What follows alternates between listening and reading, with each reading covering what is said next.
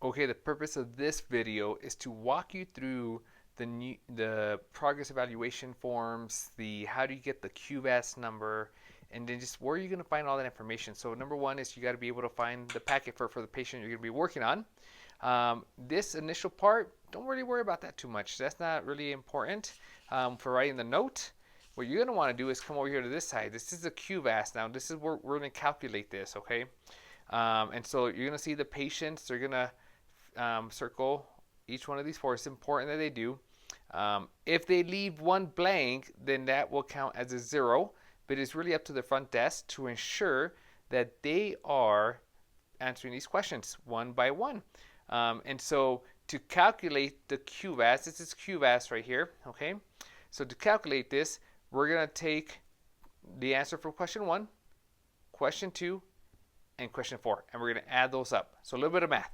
So we're going to take 3 plus 5 plus 8, and as you can see, that's going to give us 16, okay? So that's going to give you a total of 16. Now what we want to do is divide this by 3, okay? Now we're going to take this and divide this by 3. Now we go ahead and do the calculator. Here, hang tight. We'll go ahead and over here. So we're going to take 16 divided by 3, and that's going to give you that number. And so we want to do, you're going to move this decimal over 1. So instead of being 5.3, this is going to be 53, and you're going to want to just round to the top or to the bottom. So if it's 53, it's going to be 53, not 53.33. If you saw that it was 56.66, then it would be 57.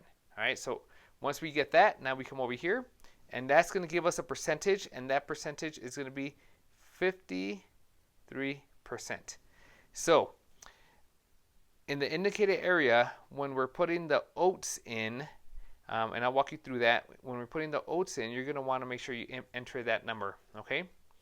Now, as we come over here to the other side, this right here, this is where you're going to have the palpation. This is where where you'll see C1 through C7, T1 through T12, L1 all the way down to sacrum, LSI, RSI, sacrum.